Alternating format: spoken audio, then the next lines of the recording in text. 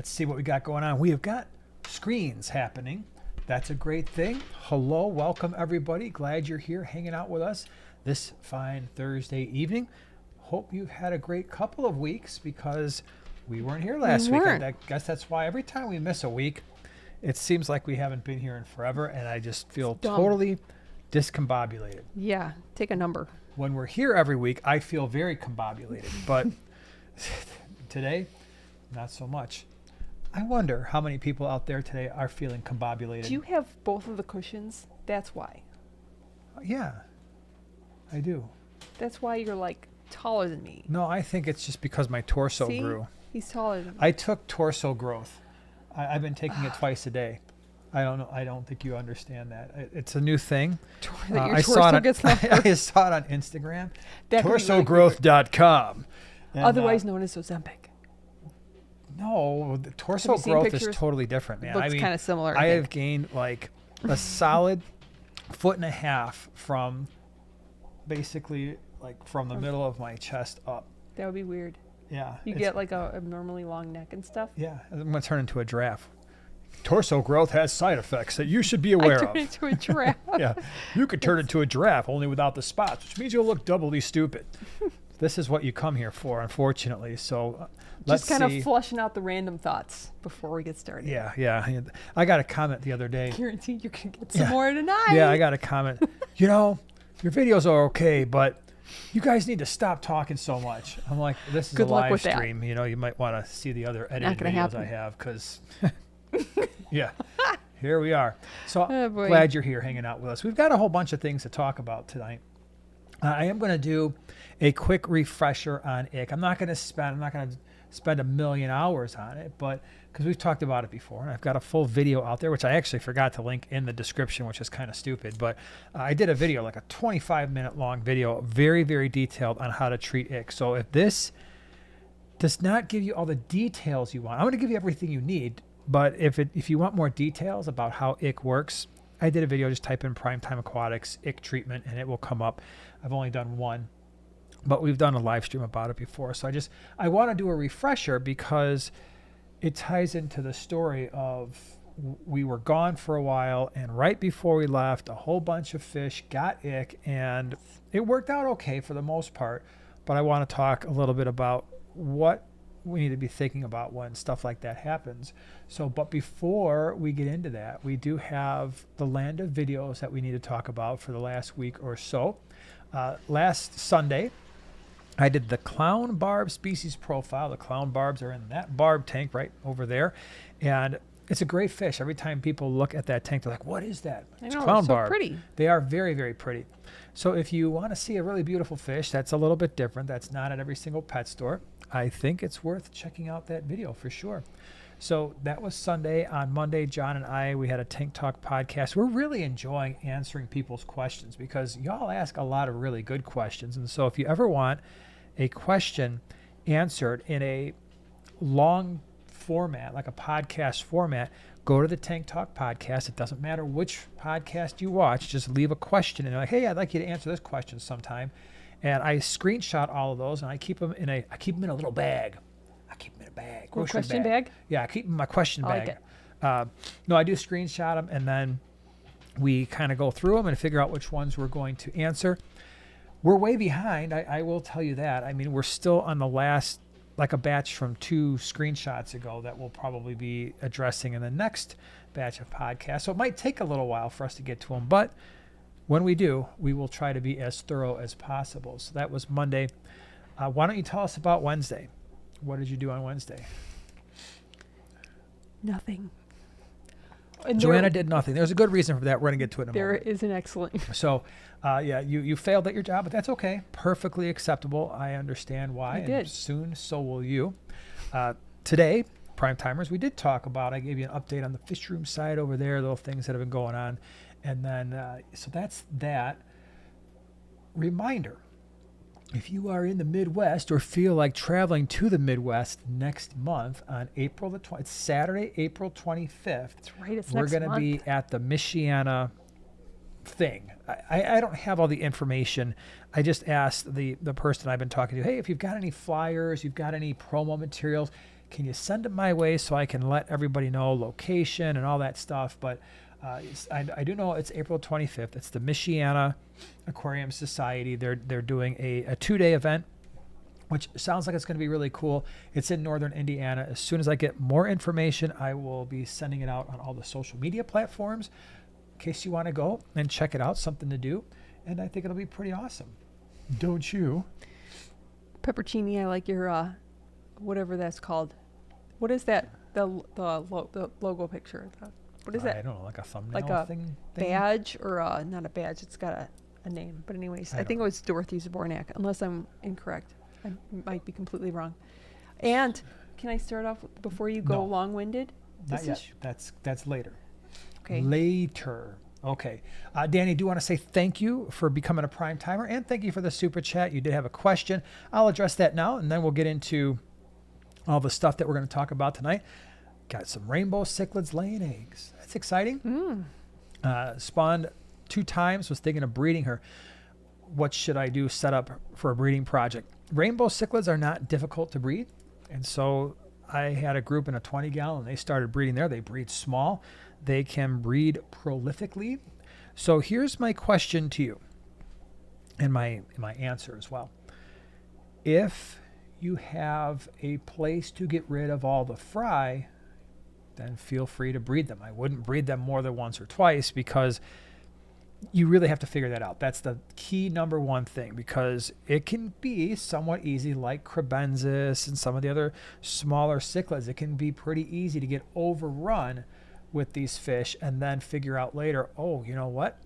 They're a little bit harder to move than I thought. I know in our area, rainbow cichlids they're really pretty. In fact, I still have a really old group in my bottom 125. There's about 4 or 5 of them in there, and they're starting to look real gnarly because they are well past their prime, but they have lived an extremely long time. Pretty fish, kind of yellow, way, way, way better color on light substrate with a lighter background than, when everything is dark, they kind of muddy up a little bit. They will eat plants. That's another thing you got to think about. I put a group in a 20-gallon that had, I think it was crips and maybe some jungle val, and they just devoured all of it within about a week. So, and they were pretty small when they did that. So what that means is you're going to have a somewhat limited customer base when you have to start moving these fish. So if you have a place to move them, they're not hard to breed. I mean, you give them some rock work or some cave work, they'll start spawning. Just keep the pair in there. They're going to be pretty good parents once they figure it out. So, but the big thing, like I keep saying, make sure you've got somewhere to put them, because I know in our area it could be a little bit tough. James, thank you very much for the super chat. Every friend that gets a tank I introduced to you. Well, that's good. Aww. Thank you so much for doing that. Really appreciate it. That's awesome. Thank you. So you didn't put out a video, and we were gone last week, and so I think we want to tell a small story about how that happened. Last week, we got invited by some friends to go to Hawaii. And so we were like, we've never been there before. Don't know if we'll ever have a chance to go back. Never thought I would, yeah. So we're like, okay, let's go. So we did. And it was a really, really awesome trip. But it was also, I don't know, any of you who have been paying attention to weather in Hawaii lately. It's been challenging, to say the least.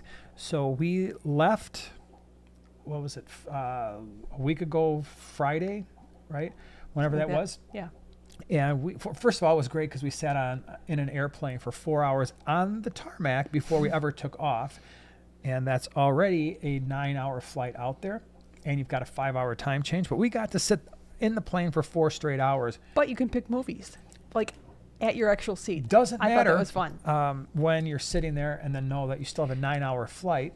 Yeah. We wound up being on the plane for over 14 hours door to door, which was great. So by the time we got to Hawaii that night, it was like 9 o'clock of their time, which was a 4-hour time difference. So it was like 1 a.m.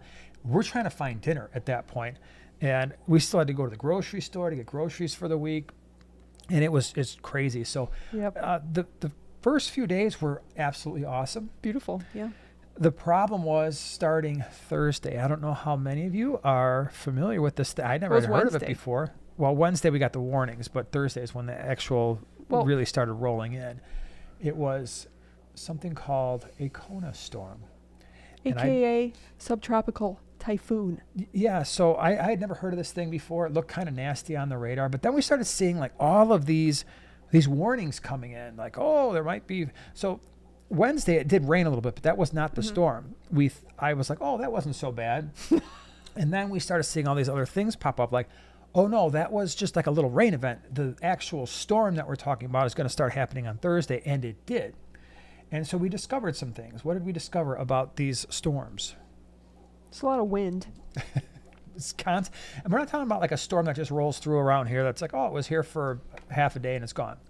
No. It was there for 3 straight days. A lot of wind, meaning sustained like 40-mile-an-hour winds, but wind gusts, we found out later that the maximum wind gusts were 110 miles an hour. And it sounded like it right outside the window. To put that in perspective, that's a Category 2 hurricane. I mean, hurricanes have a sustained wind of that much, but other than a tornado, which I have experienced a couple times as a Ute, that was some pretty intense stuff where the palm trees are going like, and it's raining. I'm stunned they stayed up. Now, here's the good thing.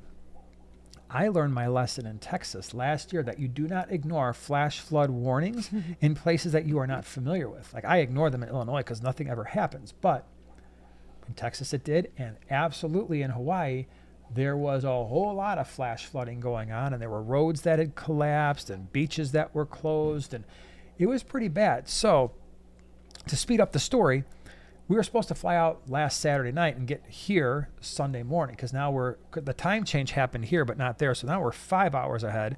So it's going to be an all-night flight. But I was like, hey, cool, no matter. That's fine. I got to teach on Monday.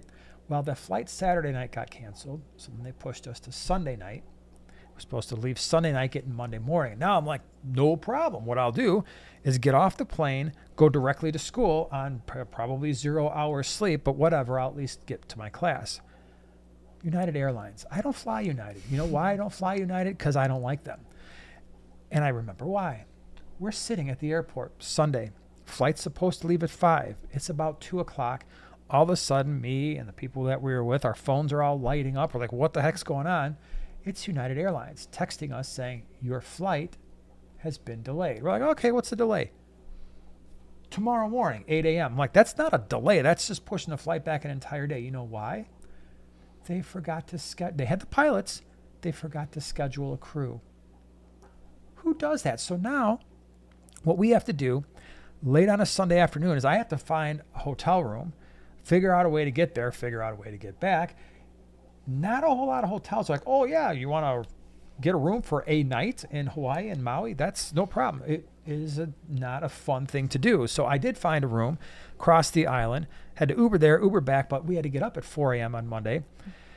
And so all this to say, by the time we got home Monday evening, we were really tired, but then also screwed up because our time clock was all jacked up because we were still on kind of Hawaii time, which was 5 hours earlier. Yeah, and we were supposed to be home early Sunday. Yeah, and so it was Monday night. So I missed class. Luckily I had a sub, a wonderful colleague of mine was able to step in, but it's been a real mess. I'm still a little foggy and my sleep schedule is still all messed up. So if I act stupid tonight, then I'm going to use that as an excuse because I just know that I'm going to say a whole bunch of stuff that absolutely makes no sense. Yeah, that's okay. I'm used to it. It'll be fine. Yeah, but everybody else is not as used to it. I would say I'd translate, but I may not be much better. No, yeah, so you've been warned. I don't know. Last night, 2 nights ago, I slept fine. Last night, I got like 3 hours of sleep. It was weird. We traded. It was just weird. Yeah. Actually got some just sleep. Learning. Thank you so much for becoming a prime timer. That's awesome. Glad you're here hanging out with us. Very cool. Oh my gosh. I spilled my tea all over my lap. That would have been bad. That is so fun. I love flying. I would get on a round trip flight to nowhere just to be on a plane. Not me. I remembered now why I don't fly because I don't much care for it. Now, when I was a Ute, my first few flights, we would fly out to Arizona. Like I'd go with my dad on business trips, and I loved flying. I don't know why. It was so exciting. That's passed. For many, many moons that has passed, especially for that long length of time over an ocean. And I'd probably stuck it up for like London, my homeland. But So, that would be rough. Graybeard says we had that with American Airlines. We only had a plane, but no pilots or crew. Well, we had the pilots. And if I would have known we just didn't have a crew, I would have pulled the Tommy boy. I'm not kidding you. At that point, I would have walked in with the blue suit. I would have been we would have faked it. I think our group of people. Yeah, we would have. I know how to do the whole. First of all, you're not even doing the pre-flight thing anymore. It's on a video. Yeah. So you just got to find a way to press the video. Play. And then say, all right, everybody, this is the buckle. Put the big end into the small end, and hey, I pass out peanuts, pass out snacks. I would be super friendly. I would have done it for free if that meant we could have gotten home when we were supposed to. All I would need to do is find the, and just say, there are no snacks today. There you go. You'd had a mutiny for a 9-hour flight. That's an inexperienced flight attendant. I'm more experienced. I would have given people double snacks. Double snacks. Yeah, and all the water that they want. Wow. Yeah, I would have just taken it right out of the bathroom sink. Wow. Just pour it in cups and be like, here you go. We ran out, but this is the secondary water. Okay. So anyway, that's our story. We're back. And when I came back, so what had happened is, and I mentioned this in the live stream 2 weeks ago, not only did we have an ick outbreak in your tank, but both 125s there was ick. And I'm like, oh man, this is not the time to leave for over a week. Luke was here. Your sister was here. Luke knows all the things about fish. I mean, he used to work for a fish wholesaler, so I had no worries that he was going to be fine. So I gave him the instructions. I'm like, here, just do these things. And he was like, yeah, I know. And so he did. And when I came back, everything was fine. Now, because of that, I want to spend a couple minutes just talking about why was everything fine, and a quick refresher if you haven't had ick for a while, what we do, what I recommend you do. And by the way, there are affiliate links in the description for the meds and for the salt, because I truly believe you absolutely, as a fish keeper, should have ICX in particular. That's the only medication that I generally use is ICX. And you should have aquarium salt on hand, because when this stuff happens, it's often going to happen when pet stores are closed and you don't have any way to get to them, like it did for us. Just because like a fever. We were, it was Thursday evening, literally right before we started the live stream. I'm like, oh, there's ick. The stores it's 8 o'clock at night around here, and I've got a live stream to do. There's nobody going to the store to get ICX, and we're leaving, 4 o'clock in the morning, whatever it was, 5 o'clock in the morning, the next morning. So it just wasn't going to happen. So what do we do? First thing, catch it early. Don't put treatment off. If you think you've got ick, and a lot of people are like, oh, I don't know if it's ick or epi. It doesn't matter. You're using the same meds. You're not doing temperature adjustments in the same way, but the meds for the most part treat them both. So either one, get the meds in there. Like I said, we use ICX because, and I'll show you, I have a big giant gallon of this stuff, and I have a new gallon because this is basically almost gone.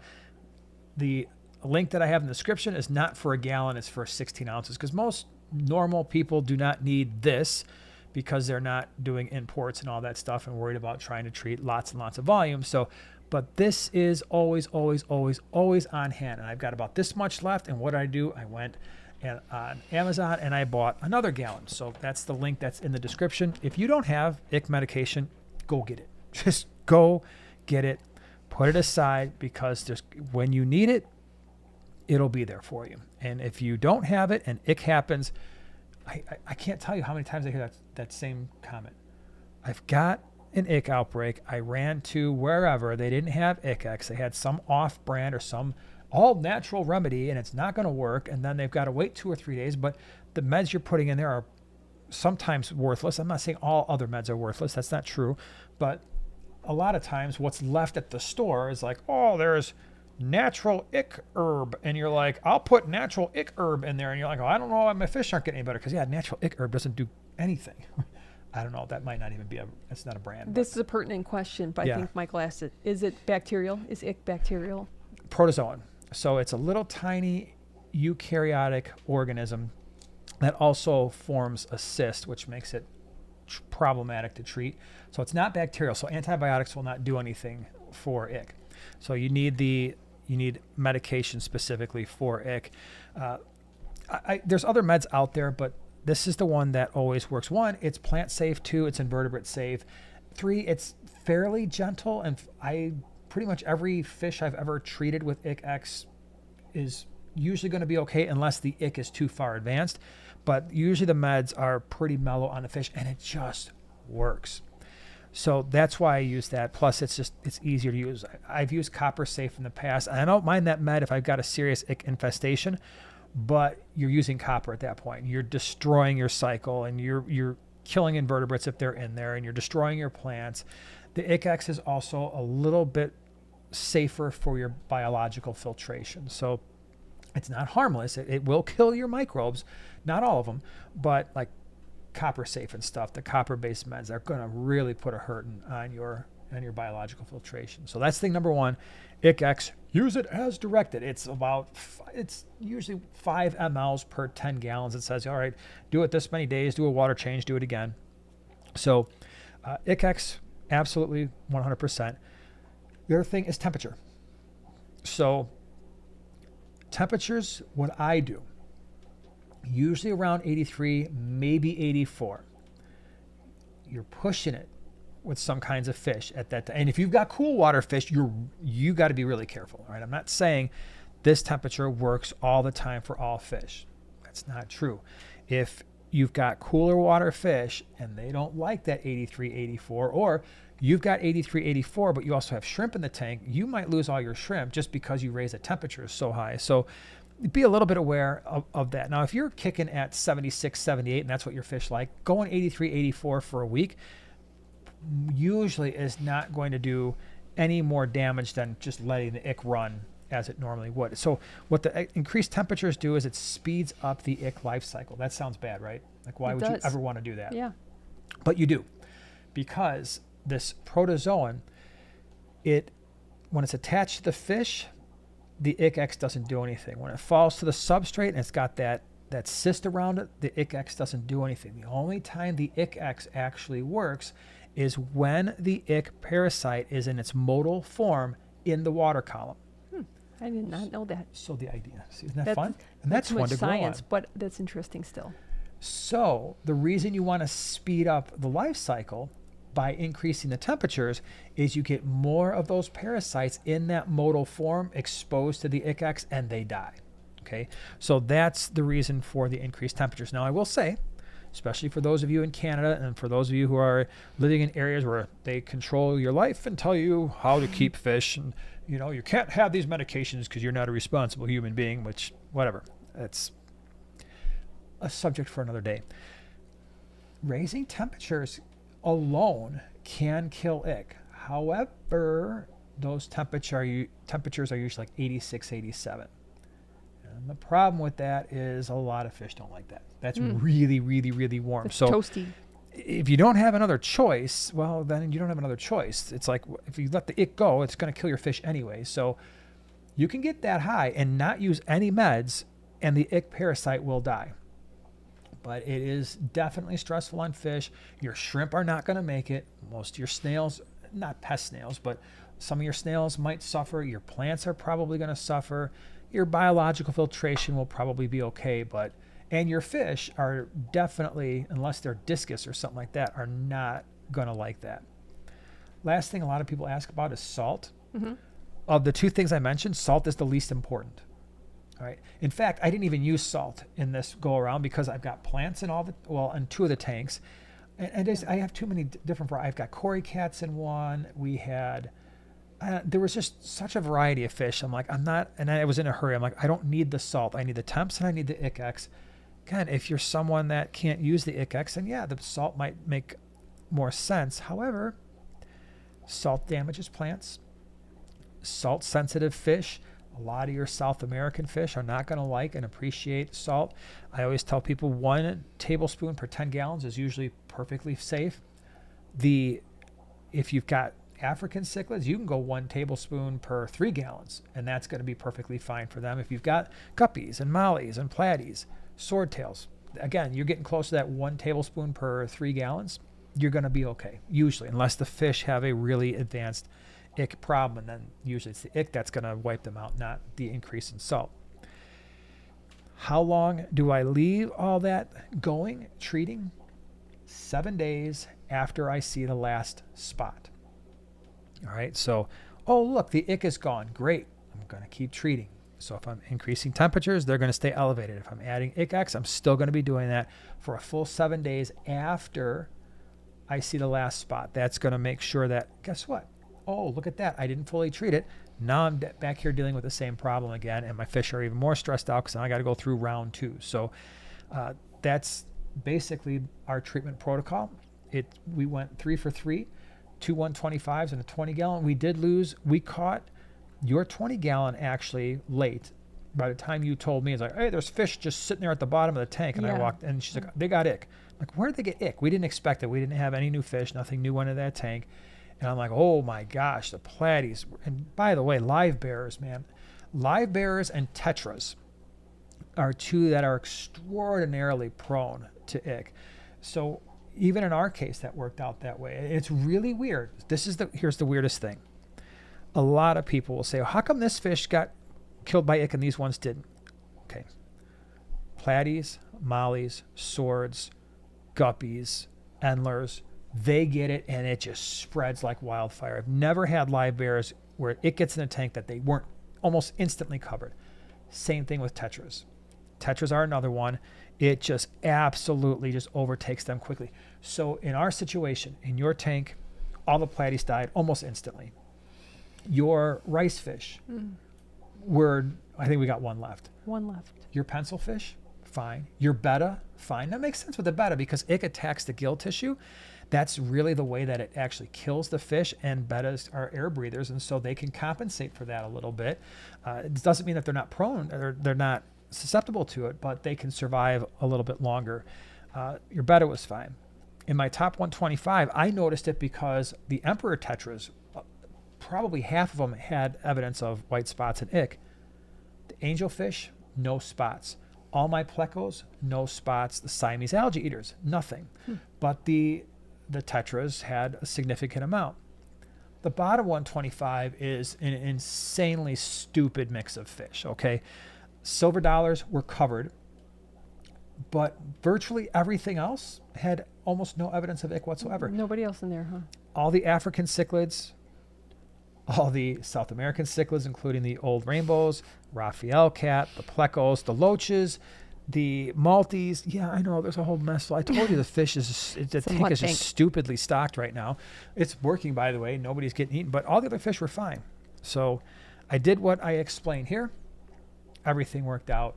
We had no losses in either of the 125s, but that one we caught early, right? We probably caught it somewhere between 24 and 48 hours after they were exposed, maybe.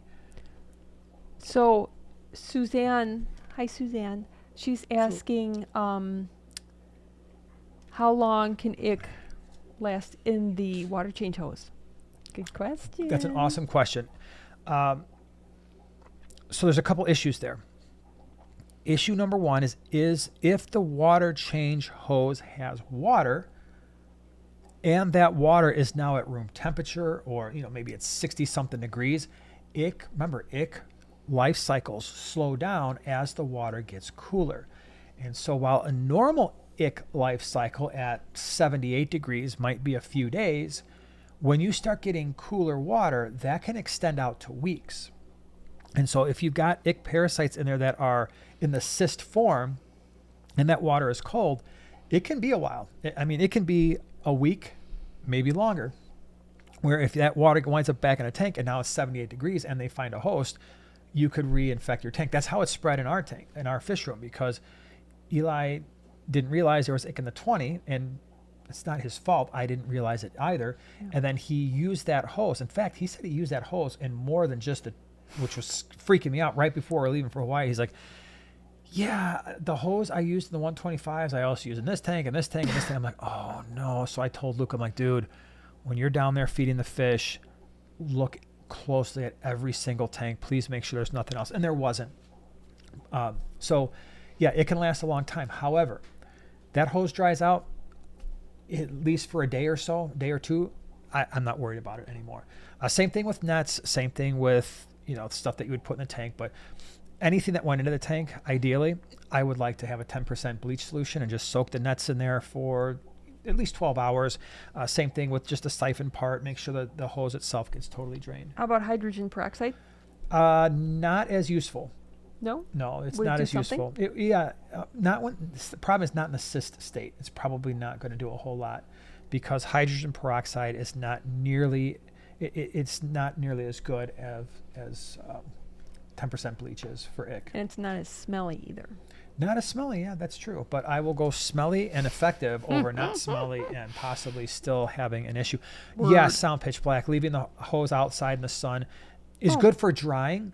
But again, when the parasite is in that cyst form, UV light doesn't really do much. That's one of the things we talk about in microbiology for protozoan cysts and bacterial endospores. They're usually resistant to UV. They're resistant to, the bacteria are more resistant to drying out. The protozoans, the drying out helps a little bit more. So yeah, you got to be really careful with the equipment that went into a tank. When we've had ick outbreaks, it's always spreading it via a net or spreading it. Usually it's the hose, right? It's using the gravel vac on multiple tanks. And we're never going to have, even now, what do we have? 25. We're not going to have 25 different gravel vacs. It's just not happening. So it's a risk I'm willing to take. Eli is usually extremely good about using hoses in a very methodical way. In fact, that's why we probably didn't have a worse situation, because when we were bringing in and importing tons and tons of fish, he would make sure he did all the tanks that were already established first. And then if he needed to use those hoses for the quarantine tanks, we also had a pretty good idea of, okay, which fish are looking the best right now, which fish are more prone to potential disease in the next week or two. Let's be thoughtful about that. And so he would ask those questions, and that really helped quite a bit. Now, what about vinegar and methylene blue? Methylene blue, well, yeah, so the ick medications are going to have one of two types of chemicals, methylene blue or malachite green. Those are the two anti-protozoals. And so I cannot read this, but you read that on here, and methylene blue will work. In fact, one could, if they were so inclined, make a methylene blue solution or a malachite green solution just from the powder, malachite green powder. But you got to be real careful with that stuff. It can be toxic, right? Especially if you've got the powder form. So, and I'm not even sure you can, unless you're a chemist or something like that it's easily accessible. But methylene blue, like the drops, yeah, that can work. But just you've got to figure out then the concentration. So some other things to keep in mind before we move on, and that is when you're doing all this treatment, especially if you've got the temperatures increased, remember, your fish are suffering because the parasite is in their gills. That means they're already struggling with oxygen. That's what eventually is going to kill the fish if the fish dies, the fact that their gill tissue gets destroyed, and their gill tissue is responsible for bringing oxygen into their body. So combine that with the fact that you've now increased the water temperatures, which are also going to decrease dissolved oxygen. That could be a double whammy, right? So that means you're going to want to potentially have a little bit more water circulation. Also keep in mind, those meds are going to probably hurt your biological filtration, your beneficial bacteria. That means feed less, right? The less you feed, the less waste products are being produced by the fish, the less you have to rely on that biological filtration. And by the way, your fish, if the temperatures are really warm and they're suffering from ick, they're not going to be super excited to eat. Now, if they're eating, I'm going to feed them. But if you put some food in there, you notice like they're just kind of sitting there. Stop feeding them. They're not going to starve to death over a few days, right? And that will also help you not wind up with an ammonia or nitrite spike later on. So that's the crash course. That's the quick way. I don't know if you saw any more specific questions. No, I did do a screenshot. Andrew had a good question, but it wasn't ick related, so I'm going to save that for when we can. Well, I think now we can. What about? Go ahead. Okay, so I have to share what's been recently sent to me. We're sharing one tonight and one next week, right? Yeah. Okay. This is from Oink, our favorite Oink. All right, so she sent me. I'll show this one first. Where is it? I already opened it, Oink, because I was so excited to try it. She sent me vanilla lavender coffee. Nice. Oh my gosh, I already made a latte with it, and boy is it good. You wouldn't think. I was just like, I don't know how lavender is going to be in like a drink, because I'm used to, smelling it as like a herb, just like a floral almost. Mm-hmm. It's really good. Look at the pretty packaging. Anyways, can you smell that? Yes. Oh, it's so good. And then chocolate hazelnut as well. See, so vanilla, dark chocolate. I haven't opened this one. That one's gonna be really good. And also came with a cup, which I said, you know what, you can use this cup because when you have your iced teas and stuff, it's gonna be perfect. Yeah, can't wait. Death Wish Coffee Company. Thank you very much for that. Really appreciate it. I was so excited to get over to the post office to get the goodies. Yeah. Andrew's got a good question. He says, I want to put an aquarium in a classroom, but only be there twice a week to feed them. What fish or animals can I keep? Snake. That's what I would do. A small, I'm not talking about something huge, but that's the first thing that came to mind. For the fish, I don't think consistently twice a week is going to cut it. Or, well, that's not true. Snails and shrimp. Because you could put stuff in there, sure, and they would be fine. But yeah, snails and shrimp would be okay. If you want to do something not aquatics related, then I would do like a smaller snake where they sometimes only eat like once a week. So that could work too. If you think the snake might freak out too many of your students, snails and shrimp is a really good option. That's funny. That's what Vince said. Oh, really? Vince said snails, shrimp. Yeah, it's a really good. Very cool. Yeah. Mm-hmm. Yep. Vince says, a nice spray bottle of hydrogen peroxide helps clean tools and hoses. 100%. We've got right behind the computer over there. Yeah. I just took the hydrogen peroxide and put a spray nozzle on it. We have a 10% bleach solution, and we also have vinegar, straight vinegar. So I don't mess around. If I have to use vinegar, it's going in straight, but I don't use it in tanks that have live animals. I'm saying I use the vinegar usually for hard water stains. So when we have these tanks that are really hard to clean out, straight vinegar. It stinks like Easter eggs. That's true. That's actually a good correlation. Yep. But better than bleach. But those are the three. I actually, of the three, I prefer I would rather smell bleach than vinegar. No. That's disgusting. Bleach is awful. So I'm the one that has you know what? I'm the one that has to clean the shower, and so you get like the hard water stains on the glass. And so I'm in there with straight vinegar. It's like it's pretty awful. It stinks, man. No, it's not. It's not.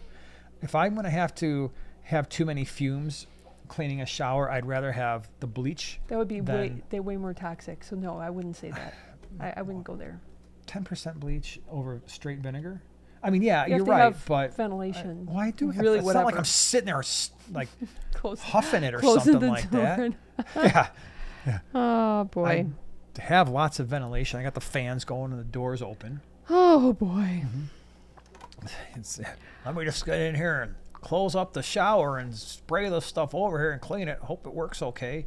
Are you wearing any gloves with the bleach? Nope. Just gonna go ahead and let that get my hands all pruny. All right, so our thoughts and prayers need to be with Oink. She's going to be getting a biopsy next week. Absolutely. Okay, so we'll all be thinking of you, and sure it's just related to something else. So it's all going to be good. We're going to be thinking about you. Absolutely. Okay. Six Pennywise says that's one reason why I stopped raising goldfish. They get ick so easily. Yeah, the issue too then with the goldfish is they prefer that cooler water, and so you can do the ick-X and then have to be a little bit more careful. You can still bring them up. I mean, we have goldfish in the fish room periodically, and the tanks are all kicking at 76 pretty much their entire lives. They're all fine. I mean, especially the non-fancy ones, but you're probably not trying to push the fancy ones up into the mid-80s because that could cause a lot of damage. For sure. Got a good question. May I make a suggestion for all who are brand new to the hobby who haven't dealt with ick yet? Keeping that separate quarantine tank for ick and all issues. Bare bottom, no plants. Yeah, thank you. That's a really good point because excellent points there. When you are treating 125, so remember it's 5 mLs per 10 gallons. So when you're treating a 125 gallon tank times 2, so that was 250 gallons. So I'm at 125 milliliters per day. So we're not just talking like, I'm going to just get a little, a pipette or a little graduated cylinder or something. No, we're putting in beakerfuls of ick-X in those tanks.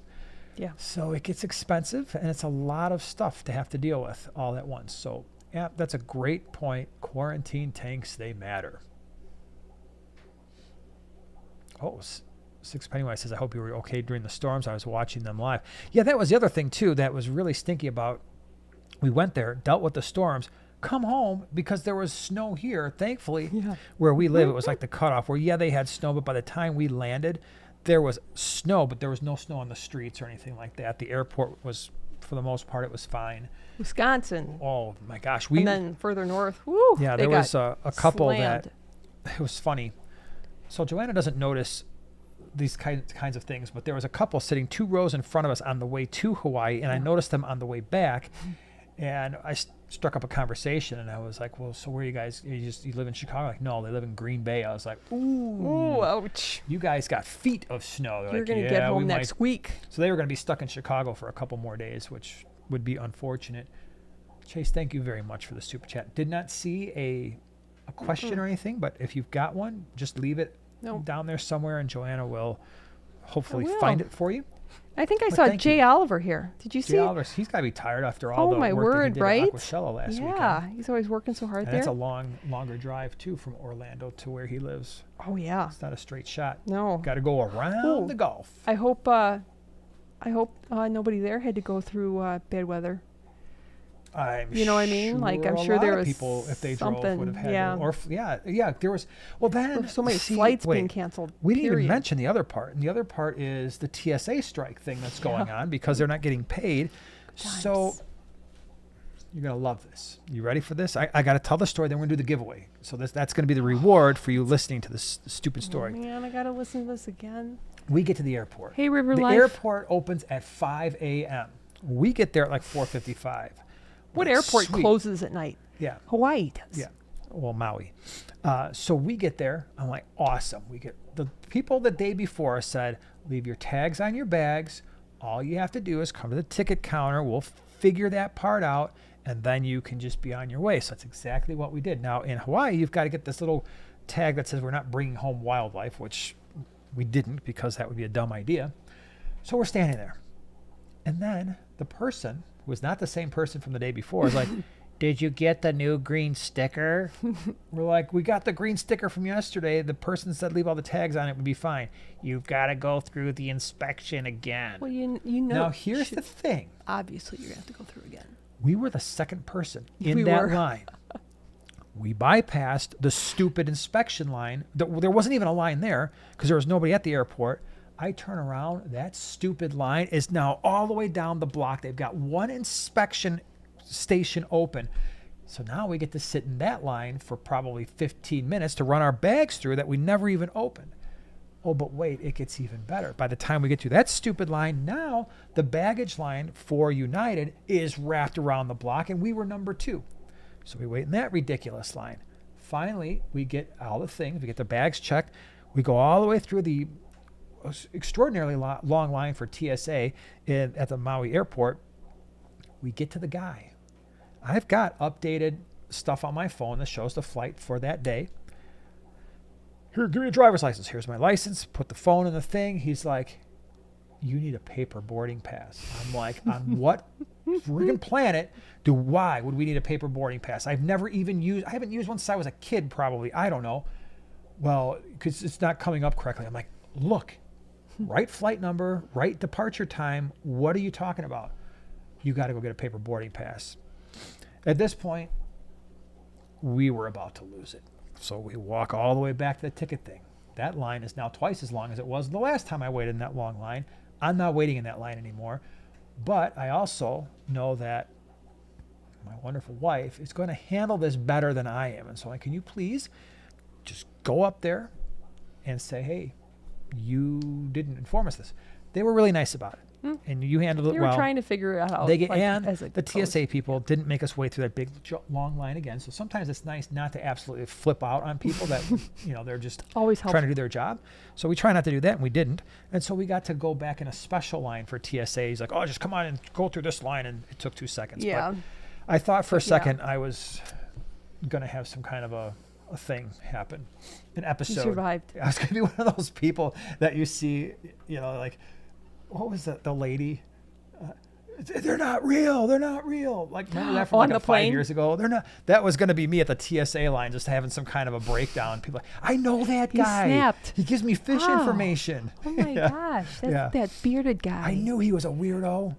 Yeah. I'm not watching that anymore. Oh, that's all right. So that's what Emma's We have TSA our friends pre-check. that didn't matter. $80 for 5 years. Didn't matter. Our friends had the pre-check, and because of that delay, they had to go through the regular one too. It was hilarious.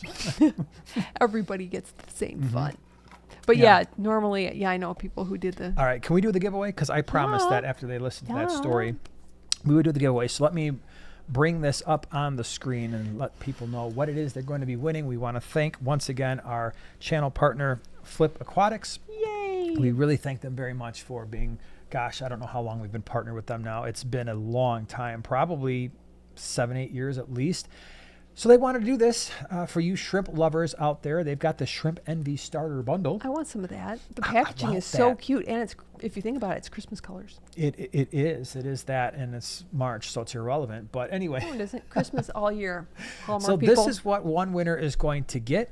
It's the Shrimp Envy thing. You've got the calcium. You've got all of the things that you need in order to make your shrimp, and really your snails too, grow very, very well. And this is especially important if you've got softer water, because this will give them the nutrients that they need. By the way, as always, what they do is if you don't win, you still win, because in the description, there is a 20% off code that you can put into the website if you want to order this Shrimp Envy. And then from now until the end of the week, you get 20% off if you think that would be a great idea. I don't know why people are putting numbers in yet. Yinzers, did you start that? Yinzer started it. Mm-hmm. Oh, no, it was Garage. No, Skills. Wait, it was Whip. Well, why Whip. didn't I know? He always has to guess that number. Whip, you just got a whole bunch of people putting numbers in. They're like, I want to put numbers in. Don't do it yet. Don't do it. Hold on. We got to get some screens up and running here so that we can do this Isn't that cute, though? the right way. I want some of that, man. I really am slacking here. Hold on a second. Remember when I said I don't have a lot of sleep and I'm really tired? Well, half my screens are not even functioning. I only had one functioning screen. Oh, I knew that Something was went happen. wrong. I love that monkey Stupid. holding a I hate the hammer. YouTube monkey. Something went wrong. Stupid. Hold on, let me try to refresh. I hope nothing bad happens here. Let me try to refresh the YouTube monkey. Okay, it didn't work. So we'll be down one screen. Whatever, so be it. Okay. So here's what we got to do. Y'all, I don't even know what let me see that. Okay. You want to show it to everybody? Get it? Okay. No. The second person who gets the proper number between 30 and 40, you are going to be the winner. The second person, according to all of our screens. According to our screens, not your screen. Our screen. Your screen doesn't matter to us. Done. We're done. Really? We are absolutely done. It's funny how sometimes we're scrolling and scrolling, and other times it's like blammo. We are absolutely done. All right, let's see here. Hold on a second. And I got to look for your go. There's your go. Yeah, you got to look for my go. I did. Okay, I see one. Oh, wow, you're right.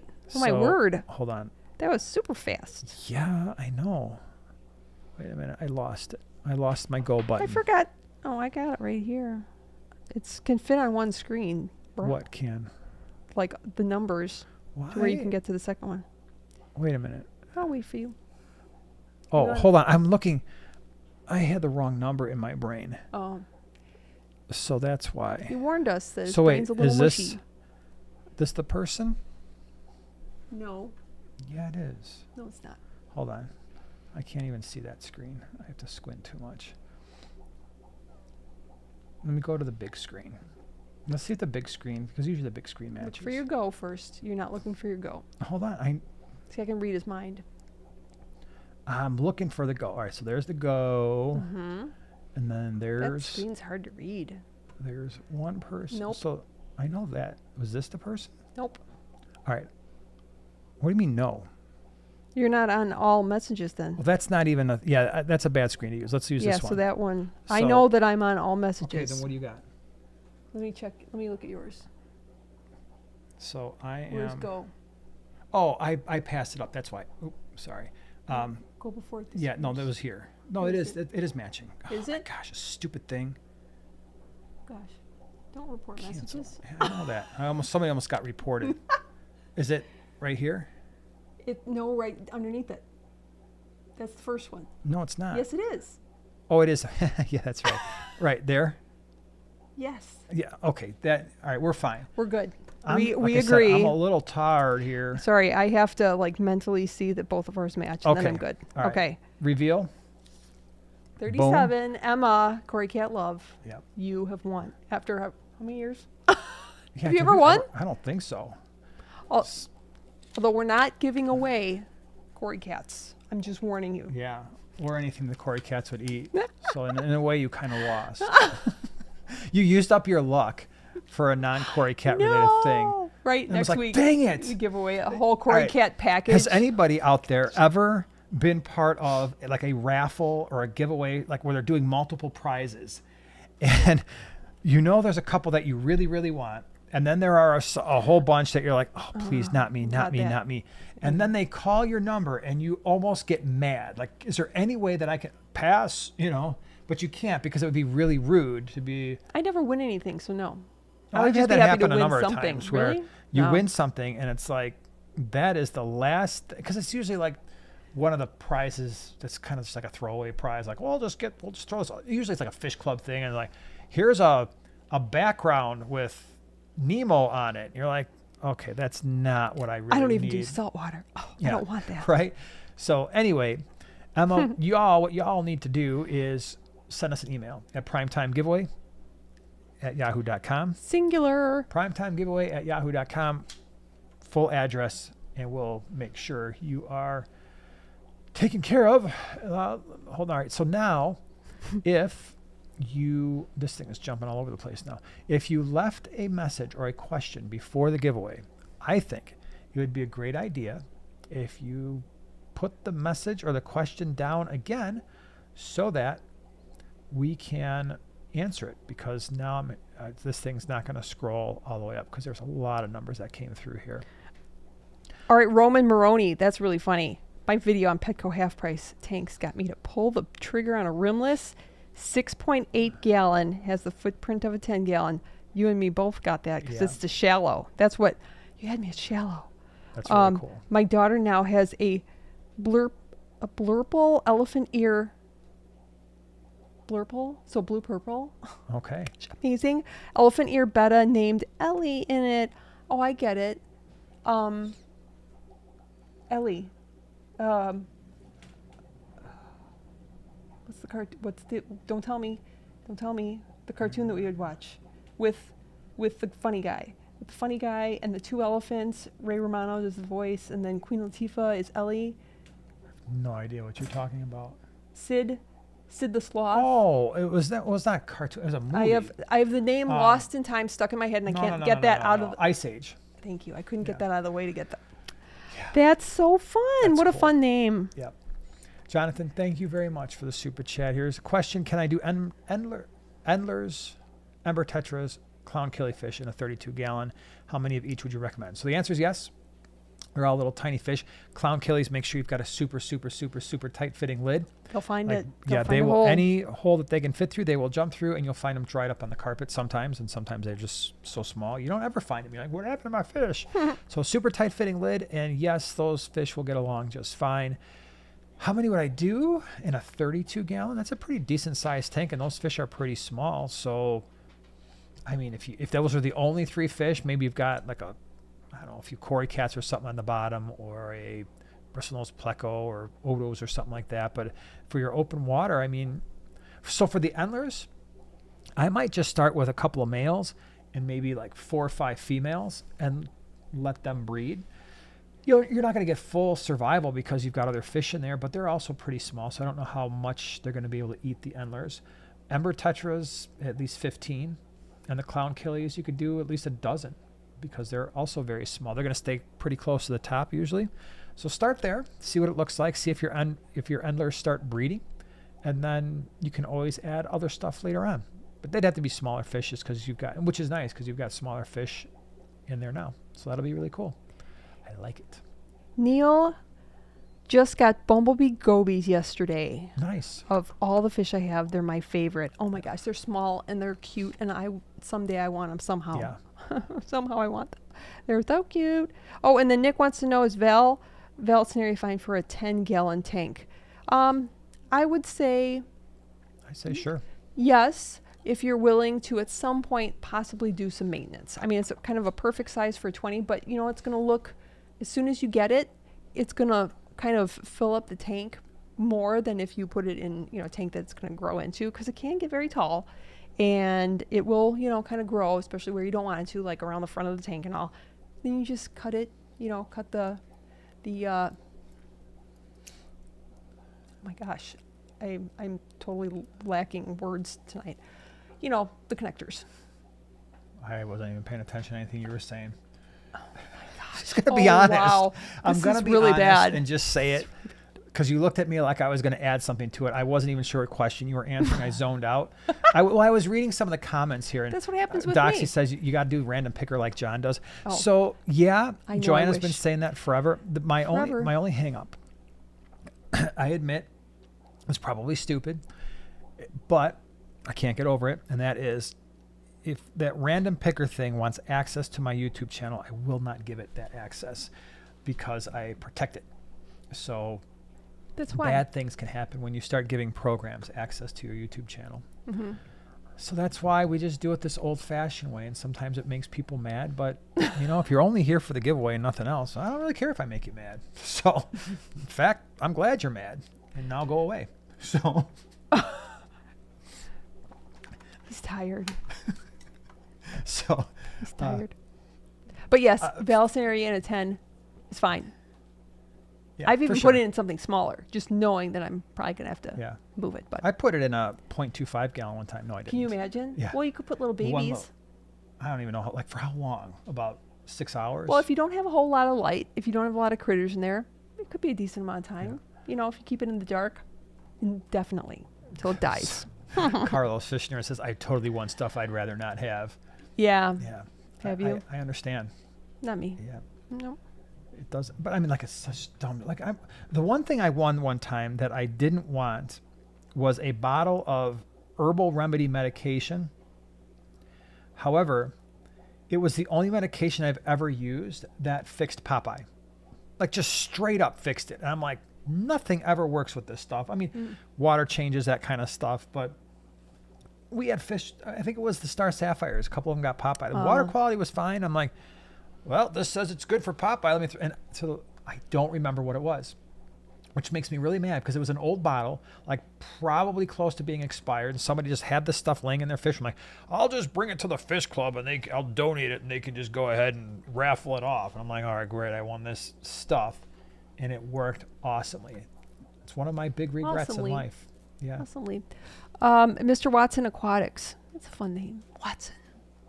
I'm converting a saltwater tank to freshwater.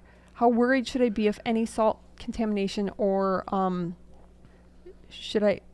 how worried should I be of any salt contamination, or will trace amounts be okay?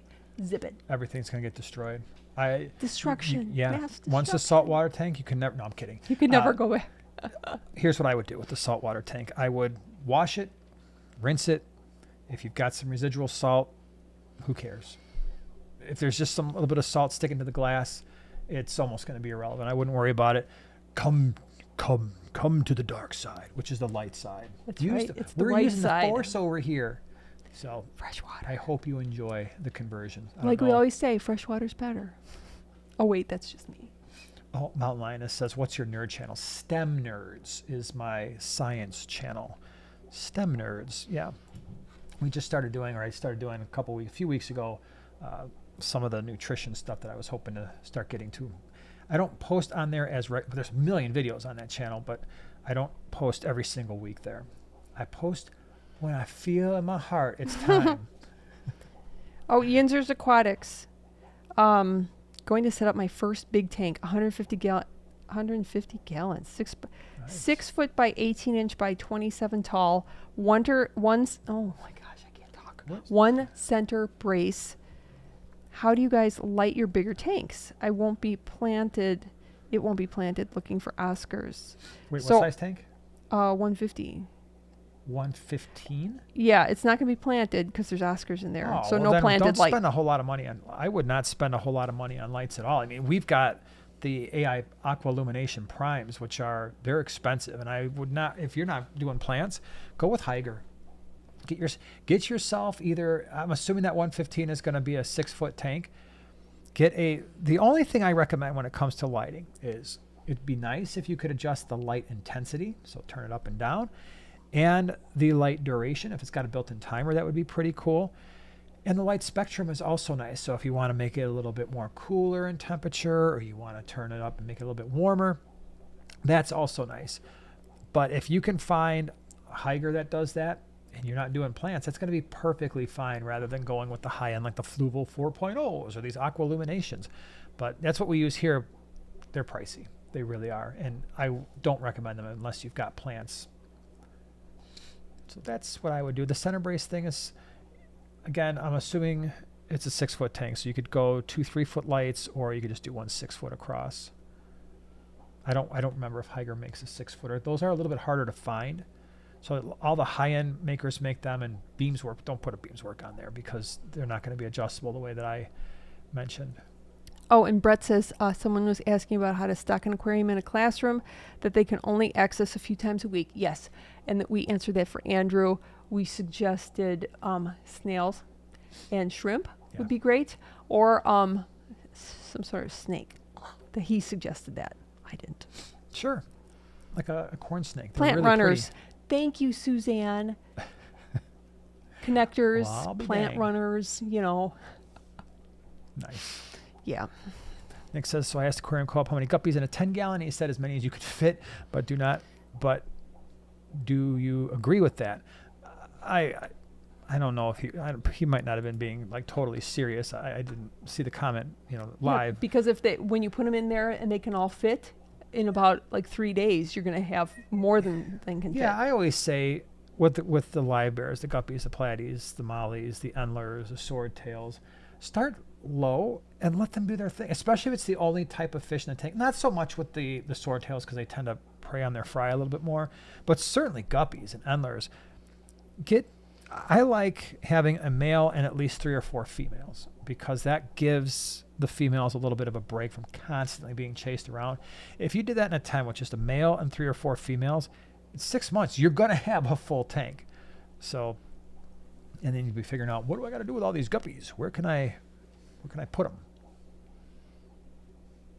Oh, sure. Oh, what about Ethan? Would you recommend a gold som? What's a som? I haven't kept a gold som, so I'm not familiar with. I know what it is, but I can't. What about really the rest speak of them? to. How about speak to the rest? So, Jack Dempsey, 2 blood parrots, 6 roseline sharks as juveniles in a 75-gallon. How long would this work long term? Like an estimate, if no blood parrots. Jack Dempseys get huge, and they can be very territorial. So, my inclination is that would not work long term in a 75-gallon because even the blood parrots are going to try for a while to be assertive, but they really don't do a ton of damage to other fishes because of the way their mouth is constructed. And that Jack Dempsey or the gold som eventually is going to run that tank, and there might not be enough space for them to spread out. So in terms of how long it's almost impossible to know with the South and Central American cichlids. It's going to work for a while, and when it doesn't work, it's going to not work so fast. You had better have that other tank ready to go, or you're going to have a big problem. So that's usually the way it works with these. The Jack Dempsey can be pretty darn aggressive. Gold soms can be at times. Blood parrots can be, but like I said, they don't do a lot of damage. My concern would be when things turn, it's either going to be the gold som or the Jack Dempsey that starts attacking those blood parrots, and there's nothing they can do about it. They're going to absolutely get shredded. My guess is everybody's going to leave those roseline sharks alone completely. So it's a really tough question to answer. Could you do the Jack Dempsey and just the roseline sharks in a 75? Yeah, you could probably do that. That might actually be the way to go. Or do the blood parrots and the roselines, or maybe just pick one of those cichlids in a 75, and then you're probably okay long term. But when you mix those, that's, I think, where the issue is going to be. You'll probably have to move them into a 6-foot. You would have to eventually move into a 6-foot tank.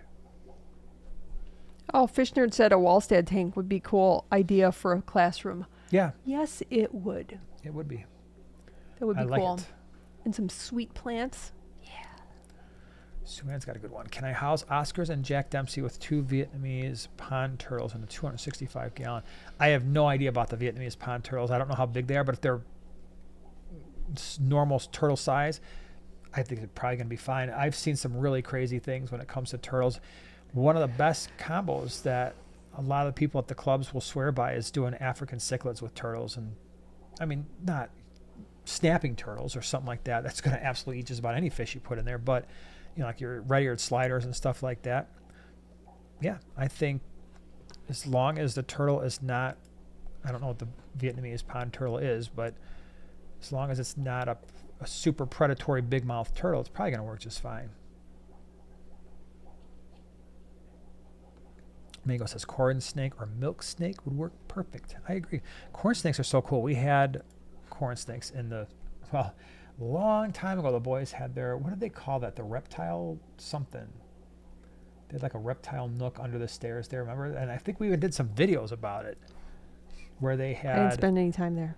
The corn snake, a ball python. It was a piebald too. It was really cool. They had the fire skink. And then there was there geckos? I don't know. I don't remember either, but they, as kids do, they kind of lost interest. Thankfully, Luke started working at the wholesaler that also wholesaled reptiles. They're like, here you go. They're like, sweet. They gave him a big credit for it because they were really, really pretty. Oh, Jennifer says, I'm 9 years old. My dad said he would buy any tank I want. What size and fish should I get? He says live bears, but I want something really cool and different. What would you recommend? All right. Any size? That's cool. All right. Let's be realistic, though. All right. I'm going to say a 29 gallon. All right. 29 gallons a realistic size, especially for a first tank, right? It's not a big 4 or 6 foot tank where you're like, oh, I don't want to do this. And I just spent a whole mess load of money. So let's say it's a 29 gallon. What would I do? And again, it's got to be fish that are going to be beginner friendly, hardy. So I like where your dad's going with the live bears. I think guppies, super colorful, beautiful, very active, a lot of fun to watch. So I like the guppies. I like the platies. I like endlers. Plus you might get fish babies, which I think would be pretty exciting to see. Cory cats. Maybe half a dozen Cory cats at the bottom because they're just really cute and very active and kind of goofy, right? What else? I would go a different direction. Okay. You could put all these in the same tank or like just pick some. Embers, I think, are really pretty. You're going to get a nice orange color. Yeah, ember tetras. Okay. They're tiny. They're pretty small. And hardy. Yeah. CPDs, Celestial Pearl Galaxies, Celestial Pearl Danios, or Galaxy Rasboras. They're known as all three. Those are really pretty. They look like little mini trouts. They're like spotted. Really fun. Yeah, but I don't like that for a beginner. No? No, I think because when you find them at the pet store, they're either going to be okay or they're going to get skinny and they're going to die. You're right. So I'm not a huge fan of it. And plus they're so small. That's true. Okay. Yeah. Take it back. How about, no, I wouldn't do that. Well, I have to say green neons because they're very beautiful. Yeah. Any kind of, even black neons are very pretty. Well, but not, but then stay away from the regular neons, stay away from the cardinals. Right. Regular neons because of the disease, cardinal tetras because depending on where they come from, they can either be super hardy or they can really struggle in some water parameters. Green or black. Yeah. Yep. I like it. That's a good selection. How about honey grammies? Like if you had a tank with embers, ember tetras, you can get orange, and then if you get a honey grammy, they're bigger, but they'll be kind of fun. Really pretty color. Yeah, have fun with it. Fish burrows. This is a good question. How do you handle small fry? Regular net was too large. Fishberg. What'd I say? Fish burrows or something? I don't know what I said. Fishberg. How do you handle small fry? Regular net was too large. Shrimp net. Shrimp net will catch them. Yeah. Doesn't pass the water as fast, so it can be a little bit more, you kind of get some drag in there. And you're like, oh, man, these little guys are so fast. But that's the way I would do it. Chase says, I appreciate your content. Keep up the good work. Well, I appreciate you being here. Thank you. Oh, Vince said the gold White Cloud Mountain minnows. That would be really fun. I like that. Yes. That's a good suggestion. Yes, that is. We failed. I think that's a really. I don't know if we failed. That's a little harsh. You failed. I like it. I didn't pick it. You didn't pick it. We failed. Wow, but yeah, especially when they're little. We just didn't get full credit. Okay. We have to go straight to failure. Teacher man. We got like a B-. When we got a D+. I passed. That's Herbie Hancock to you. The mountain minnows, when they're little, they look like green ants. I'm just throwing that out there. Yeah. So Scott says, is it safe to buy tanks at fish club auctions? Depends on the people selling them. Usually people selling at fish club auctions are not trying to mess over other members of the club that they've been going to for years, because you wind up getting a bad reputation, and people get pretty mad when you show up to these events every single month and all of a sudden, Frankie Johnson over there sold you a bad tank, and you get to see him every month and be like, hey, Frankie Johnson, you know what? That tank you sold me, it's leaking everywhere. So probably it would be safer there than just going to some random online person and be like, all right, I'll buy your tank. 6 Pennywise. Good. Yep, Jennifer, it's best to start by learning about the nitrogen cycle. 100%. Cycling tanks. Cycle tanks. Yep, that is huge. Nick asks, so I have neo shrimp, but when they mate, the female carries the eggs, but then the same day she drops them. What do I do? We're talking about shrimp? I don't know. I don't know if I've ever even noticed that before, because I just usually let our shrimp, I put them in a tank, and then months later I've got more, so I don't pay attention. I really don't. I don't pay close enough attention to what they're doing. I just know that shrimp they go babies in, more come out. Appear. So I don't know if it's a water parameter thing. I'm assuming it probably is, but I would probably check your water parameters and make sure that it's closer to what they need in order to breed. Because when it comes to all aquatic life, there's two different things that are going on. There's the water parameters that the fish will survive in. There's water parameters that they thrive in, and then there's water parameters that they breed in. And as you go from, okay, they'll survive, it's a really big, sometimes wide range.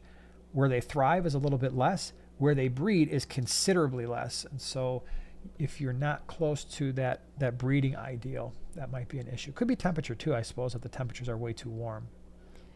And you can just search, because our channel sponsor, Flip Aquatics, shrimp.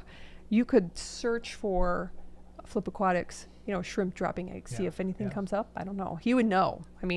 Hop on his live stream. For sure. Oscar Lewis says, I have a 20-gallon tall, and I have a small sponge filter and a charcoal filter. Is that going to work? Sure. It's going to work for biological filtration, provided that the filter is cycled.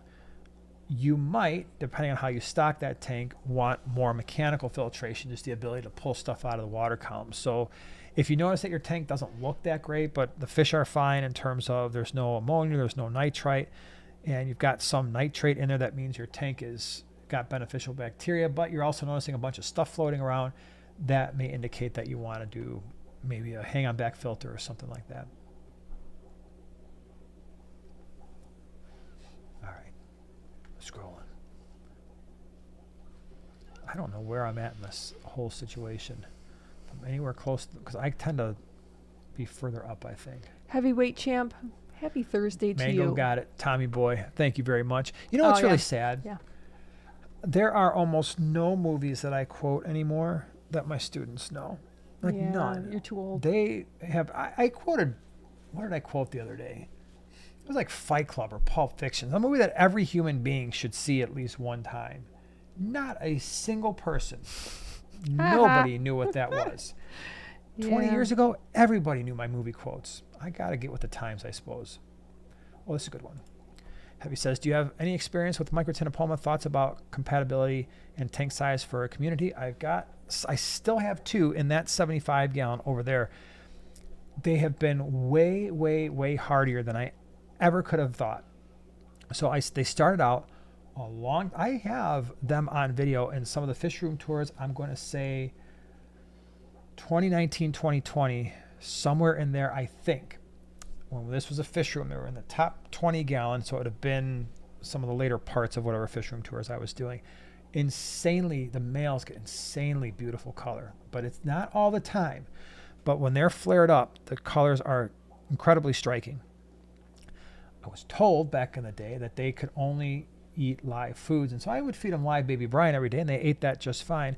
But at some point, those fish moved into the bottom left 40, and I don't remember when I stopped feeding live foods, but they're fine. They eat regular flake. They eat all the North Fin foods that we feed.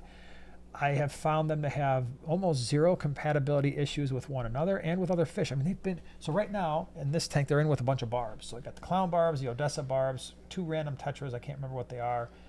In the 40, they were in with, gosh, I don't even remember. Maybe it was there was some angelfish in there at one point, a whole bunch of different types of tetras. They've been fine as long as the fish are not super aggressive. They're slow moving. So keep that in mind when you're feeding, that they're not going to be like just jumping out there eating like crazy fish. So if you had a bunch of, which is crazy because I have them in with barbs over there, and they are crazy eaters, but yet the Microtinopoma seems to find food.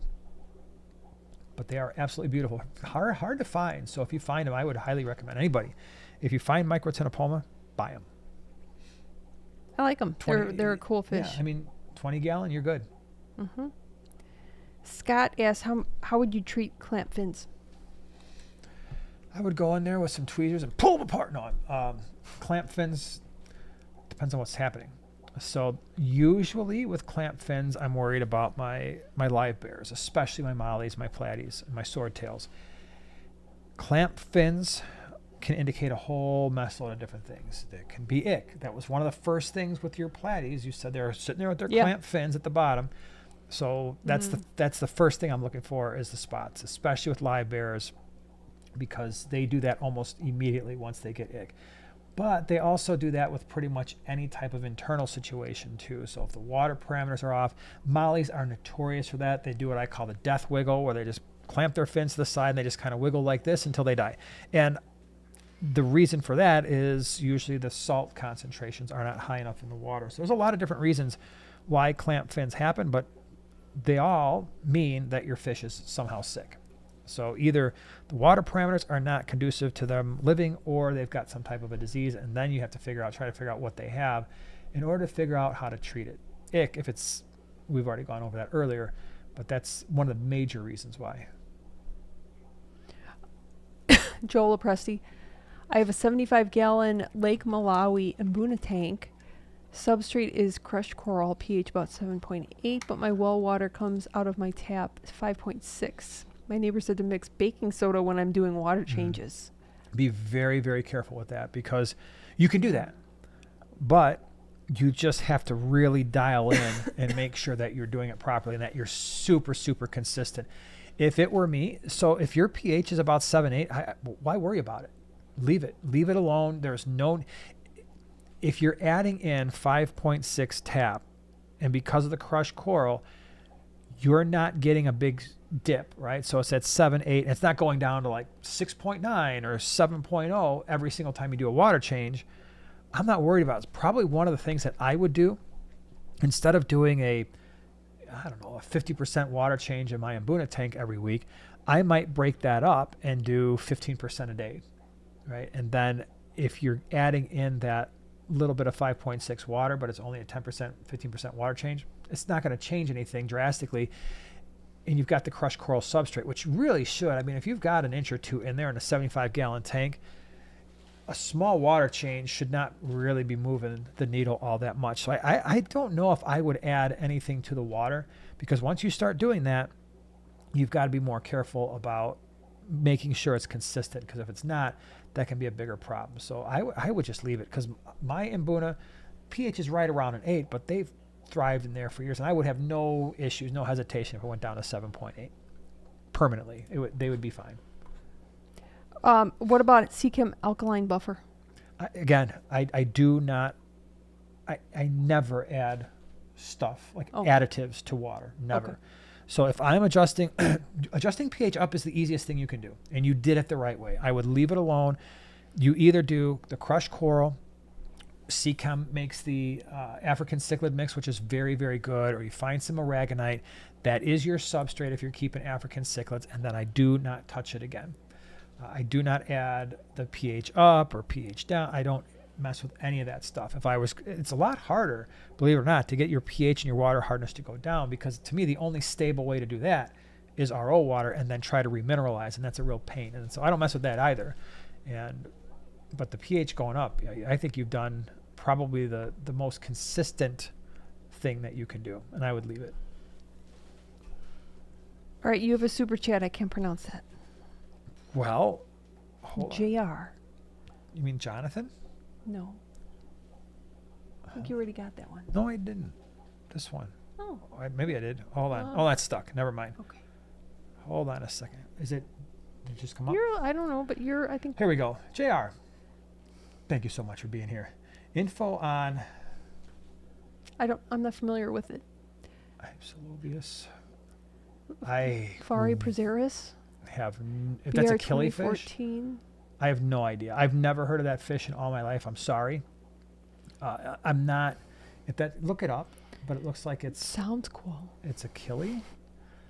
I know next to nothing about actual killifish. We've got a couple of, what do we have? Red gularis, which we've had for a while, and it's just a pair, and probably the way we're keeping them would I bet you that most killifish experts would be like, you're doing it wrong, because we've just got them in an 8.5 gallon unfiltered, unheated tank on the kitchen counter with some plants. It's a pair. We don't even bother trying to breed them, and they both get along, which is kind of surprising because I wasn't expecting that. Oh, I've seen those. So I have seen those when we went to the ACA and the International Betta Congress thing, and then the Killifish Association was there. Those are really pretty fish. I absolutely know nothing about them, not a clue. I'm sorry to say. I don't know if there's going to be a glare, but that's too much of it's a blob. But people look can at this beautiful it up. blob. It's an awesome fish. Yep. Take a screenshot because you're not going to remember how to spell that. Yeah, right. But wow. I mean, if I was a killifish person, I probably want to. You know what? Yeah, their killifish are beautiful. Yeah, for sure. Faux show. And Fish Friend says, I started a 20 long with 9 tiger limia in November, and now have over 50. Do you have any predator fish recommendations? My pro gourami and crebensis have been ineffective. 20 long, huh? Yeah, pro gouramis aren't. If I was going to do a gourami, it would be a dwarf. They tend to have a little bit more prey drive than the pearls do. Tiger limia, that's the problem. Once they get going, they breed a lot. They're really pretty fish. One of my favorite all-time live bearers, but they're very, very prolific breeders. So in a 20, you got crebensis in there? I'm surprised that crebensis aren't keeping a better lid on things. The problem is going to be you've already got the crebensis and the pearl gourami in there. So adding a third fish capable of eating the limia fry, I mean, it's going to sound bad. Do you have another tank? Do you have a bigger tank? Because, I mean, it's fish keeping. It's what we do sometimes. When you get overrun with certain fish that you know you're not going to be able to move, you sometimes take those fish and put them in a tank that's got much larger fish, maybe some medium-sized South and Central American cichlids. Like, I've got this tank with firemouths or electric blue acara or some severums or something that's a little bit larger, and you just scoop them out, throw them in there, and the other fish appreciate that. That might be the way to go, because I don't think you're going to be able to fit a third, especially with 50 limia in that tank. Yeah, putting a third fish in there is probably not going to work. Oink wants to know if anyone's had any unusual issues with the glow cories. Not invested in any, but yeah, they are so cool. They are cool. That'll be a cool. Yeah, they are pretty cool. Yeah. I haven't heard any issues, but I haven't kept them either. So I don't know. Yeah. We don't know. Neil, I use Cuttlebone to harden my water. Yeah, Cuttlebone's good. We used to do that. We used to put some Cuttlebone in our mystery snail tank when we had to feed them more calcium. Yeah. Boy, 3. I almost missed the show. I just got on. Stay on an extra 30 minutes. We can't, because we like to give the 9:30 live streamers like Ed that's and going to be chatting with Ed. Yeah. You need to go over there. Yeah, but don't worry. You can just I'm a weird person. When I see a live stream that I'm interested in, I always scroll back to the beginning. Yeah, because otherwise you're like But then if you want to leave a comment, the problem is you're leaving a comment about something they talked about 25 minutes ago. True. You know what I mean? And then they're probably like, true. Yeah, we've already addressed that one, and we're moving on. What's this person talking about? That was like a half hour ago. You says, have you considered a goby tank setup minus a bumblebee goby? Funny you mentioned that. We have one. Well, that guy. That was... Top middle 40. Yeah. You'll be seeing that as soon as we finish up this fish room build. We have a goby tank. But that was that's gobies and gudgeons. Those are gobies and gudgeons. If you go back and just type in gobies and gudgeons, Prime Time Aquatics, you'll see we had the purple spots in there. We had peacock gudgeons. We had the empire gudgeons, and we had the big giant. But those stupid fish jumped on me. Those big guys. So yeah, we've done it. It's awesome. Yeah, well, thank you very much for the super chat. Didn't see a question here, but if you've got one, maybe Joanna can look for it. But thank you. I really appreciate that. It's very cool. Ghost says, an electric blue Acara, good in a 40 breeder I got a while back, and I have been dying to set it up. Yeah, that'll work. I had a group of electric blue Acara in a 40 breeder breeding. And then I eventually moved them to a 125 because it was a pretty big group. But if I just had one in a 40 breeder, I wouldn't worry about it. So the Pearl Gourami and the Crebensis are out of that tank. So now it's on to fish number 3. Somebody mentioned it earlier. It's probably a good option would be, unless it's a planted tank, would be the rainbow cichlid. That's a little bit larger. Medium-sized cichlid, that would probably work. I mean, you could do like some type of Therichthys. Therichthys maculopinus, which is kind of like a firemouth cichlid, but they stay a little bit smaller. They can be somewhat easier to find.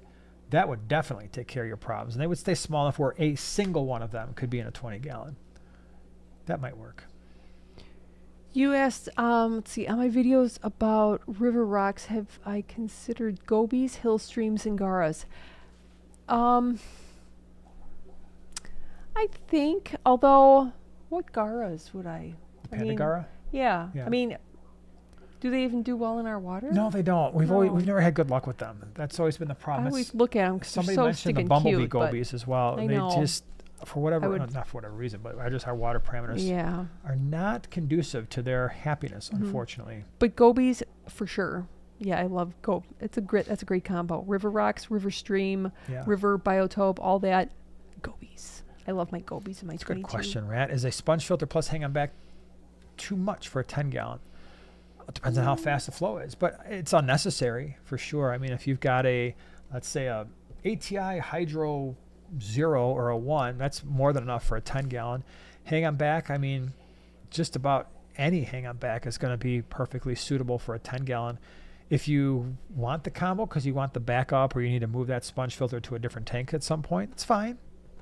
But if I had a 10-gallon, I would probably just throw a small hang on back in there and probably not do the sponge filter just because I wouldn't want to take up the space in that size tank. All right, I think we got time for a couple more, huh? Nick says, how do you breed nearite snails?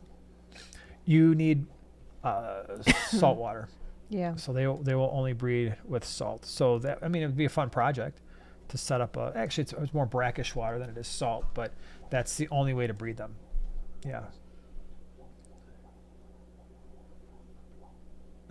Brian says, are you ready to go to Aruba with us next month with the fish punks? Costa Rica was amazing. Yes, I enjoyed it quite a bit.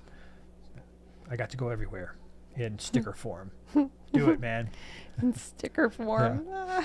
Wib, thank you very much for the super chat. If you find yourself tooling around out this way, swing in and tell me why my trickle charger isn't working. Happy riding, people. The time is this weekend, Whip. Yeah. You see the temps? Trickle charger? I'd usually just plug them in and they just go. I don't know anything about trickle charger. What do I look like, an electrician? No, I don't know, man.